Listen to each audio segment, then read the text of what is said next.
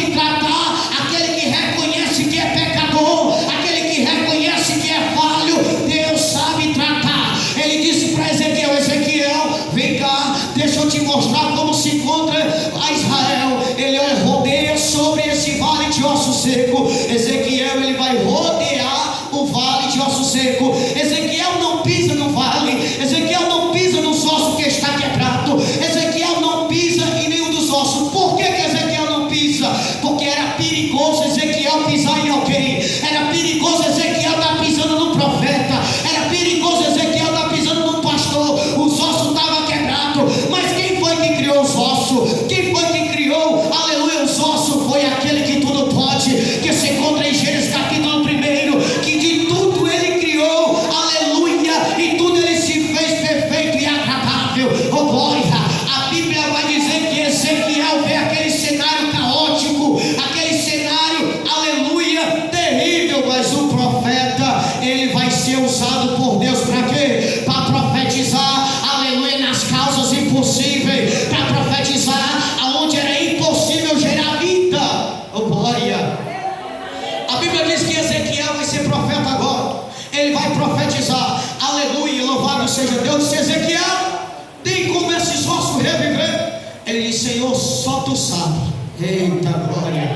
Só tu sabe, Senhor, se poderá reviver. E Deus disse: Ezequiel, profetiza nesse vale, profetiza nesses ossos, profetiza nevo, profetiza restauração, profetiza o meu espírito, porque todos esses ossos são a casa de Israel. Glória, aleluia. Deus te levantou para ser profeta, Deus te levantou para profetizar dentro da tua casa, Deus te levantou para profetizar na vida do teu esposo, Deus te levantou para profetizar na vida dos teus filhos, Deus te levantou para profetizar aonde o cenário está caótico, aonde o cenário está turbulento, aonde o cenário está difícil, mas Deus te levantou para ser profeta, para profetizar e dizer: vai reviver. Aquele que está caído vai reviver, aquele que está parado vai reviver.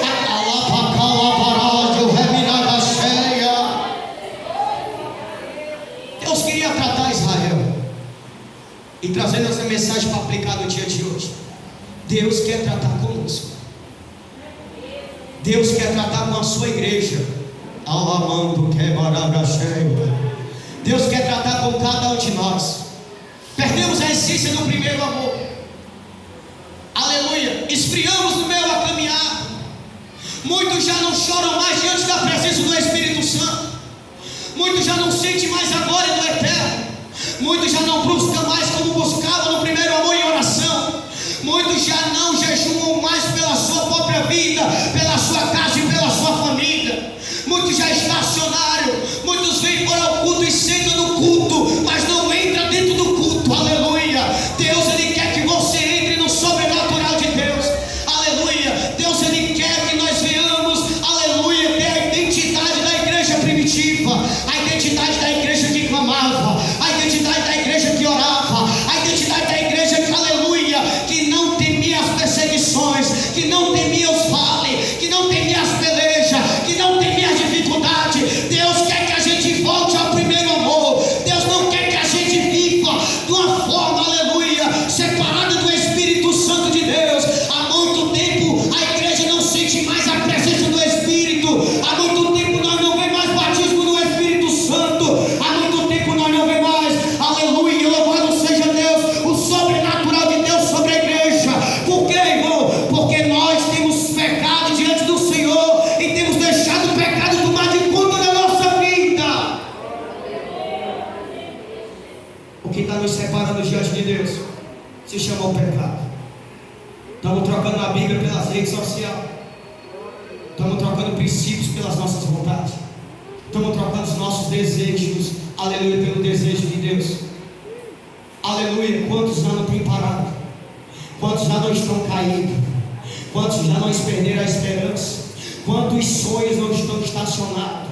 Quantos chamados não estão parados? Quantos já disseram não dá mais para mim? Quantos não já quiseram entregar o cargo nesta igreja? Quantos já disseram eu não quero mais, eu não quero sofrer mais, eu não quero ser caluniado, eu não quero passar mais por essa prova, eu não quero mais passar por essa luta. Aleluia, o Evangelho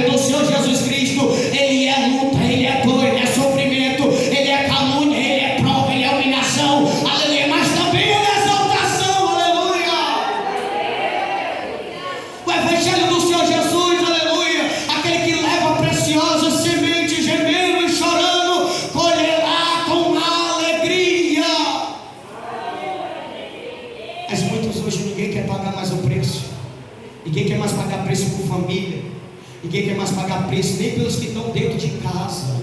Aleluia.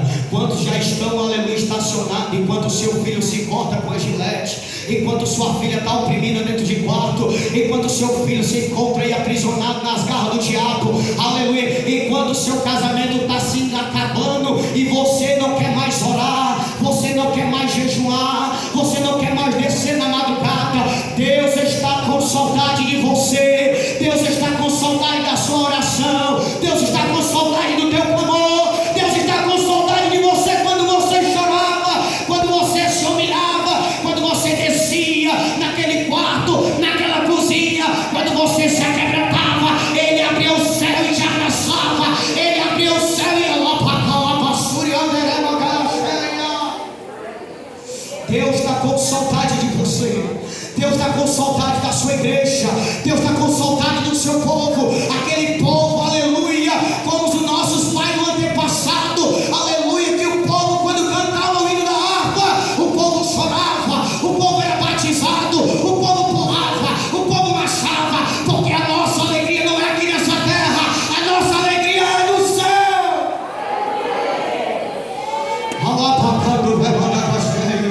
Tudo isso vai passar, aleluia, mas hoje em nosso meio há uma grande competição, como vai dizer Timóteo, aleluia, uns pregam por vanglória, outros pregam, aleluia, por se achar tal, outros cantam por achar que é melhor do que os outros. Ei, Deus não trabalha em meio à divisão, Deus não trabalha em meio à pandemia, Deus não trabalha em meio, aleluia, à divisão, como Paulo diz que facções, não, Deus trabalha com a união, Deus trabalha com amor, Deus trabalha no companheirismo, Deus trabalha um suportando, levando os outros. Paulo escrevendo a carta aos Romanos, ele vai dizer: você que está forte, suporte a quem está fraco.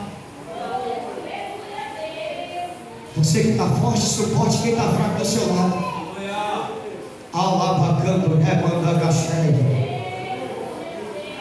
Deus queria tratar com o seu povo e Ele quer tratar com a igreja. Nesses últimos dias nós temos que se levantar e anunciar a volta e a vida do Senhor. Deus quer levantar uma igreja cheia do Espírito Santo, Deus quer levantar uma igreja cheia da sua glória, Deus quer levantar uma igreja que não se corrompa, que não se troca e nem se vende, mas uma igreja que renuncia, uma igreja que prega a verdade, uma igreja que vai morar na glória, uma igreja salva, uma igreja lavada, comprada e remida pelo sangue do Cordeiro. Deus levantou o profeta. Para quê? Para profetizar na vida de Israel. A Bíblia diz que todos aqueles ossos eram a casa de Israel. Aleluia. E o profeta profetizou, levantou suas mãos e começou a profetizar. Quando ele começa a profetizar, ele vai ver ali os ossos se afirmando, se colocando nos lugares. Ele vai ver osso por osso se encaixando no lugar que é para se encaixar. Aleluia. E quando o profeta profetiza, ele vai ver os nervos e a carne se colocando no mesmo lugar. Aleluia. E quando o profeta profetiza, ele via o Espírito de Deus descendo sobre aquele exército forte que Deus levantou. Aleluia. E ele profetizou e tudo foi conforme Deus ordenou. Deus quer levantar uma geração poderosa nesses últimos dias. Deus quer levantar uma geração, irmão, forte nesta hora final. Aleluia. Deus quer levantar nós cheios do Espírito Santo. Outra hora no culto desse, aleluia, na nossa antiguidade dos nossos avós, nossos pais, era muita glória, muito som e muita presença. Eu me lembro quando eu vivia no tráfico, que eu passava por aí, aqui o Cantinho da Bênção era muito pequeno, e era pequenininho demais, era o pastor Nacélio Silva. Havia uma glória tremenda e os crentes não paravam de dar glória. Os crentes eram cheios, os crentes eram transformados pelo impacto da glória de Deus. Mas hoje nós estamos, aleluia, se apostatando e esfriando um pouco na fé. Aleluia, como a Bíblia diz, e ela é perfeita e ela é extraordinária, que diz que o amor de muitos esfriará. O amor de muitos está esfriando. Quantos hoje não pegam mais na Bíblia para ler? Acorda, amanhece o dia, já vai para as redes sociais. Acorda, amanhece o dia, não sabe o que é colocar o joelho no chão. Acorda, conhece, aleluia, não sabe o que é ter um devocional com Deus, aleluia, mas querem ver o esposo dentro da igreja, querem ver os filhos no departamento, querem ver a casa ser próspero, querem ver a casa abençoada. Ei, deixa eu te falar algo. Primeiramente, Deus quer tratar você para tratar a sua casa. Primeiramente, Deus quer tratar a sua vida para tratar o seu que está do seu lado. Primeiramente, Deus quer tratar você para poder tratar seu filho. Aleluia. Porque quando Deus tratar você, Ele trata os companheiros que estão dentro da sua casa. Quando Deus tratar você, Ele vai tratar aquele que está dentro da tua casa. Aleluia. Primeiramente, Deus quer tratar você, mas muitas das vezes, não, eu só vou se Ele for, eu só aceito se Ele aceitar, eu só aceito se ela aceitar. Não, primeiramente Deus quer você para depois Deus tratar Ele. Israel precisava ser tratado por Deus. Por causa de quê? Por causa do pecado. E o pecado nos quebra diante de Deus. Jeremias, no capítulo de número 18, a Bíblia vai dizer que o vaso se quebra na mão do olheiro. Não é o olheiro quem quebra o vaso, é o vaso que se quebra na mão do olheiro. Aleluia. Mas o olheiro, ele não joga o quebrado fora. O olheiro, aleluia, ele vai tratar o quebrado. Eita glória. O olheiro, ele vai tratar quem está quebrado. Porque na olaria de Deus não tem lixeira. A olaria de Deus, aleluia, tem restauração. Aleluia. A olaria de Deus, ele vai tratar o quebrado. Por que que Ezequiel 37, os ossos não estão enterrados? Porque Deus queria tratar com o seu povo. A Bíblia diz que os ossos estavam sobre a superfície. Os ossos estavam em cima da terra. Os ossos não estavam enterrados. Bem que o diabo queria enterrar eu e você. Bem que o diabo queria nos matar e nos destruir e nos enterrar. Mas só que havia esperança ainda sobre aqueles ossos. Por quê? Porque Jeremias disse: vocês vão passar 70 anos lá, mas nesses 70 anos Deus vai trazer vocês de volta. Tem processo na nossa vida que a gente acha que não vai passar. Tem processo que a gente acha que não dá mais. Mas tem processo, aleluia, que você diz: eu acho que eu vou morrer aqui nesse vale, eu acho que eu vou morrer nesse deserto. Mas não é Deus te tratando, porque você não vai morrer lá, porque Ele tem promessa ainda para continuar na sua vida. E Deus queria tratar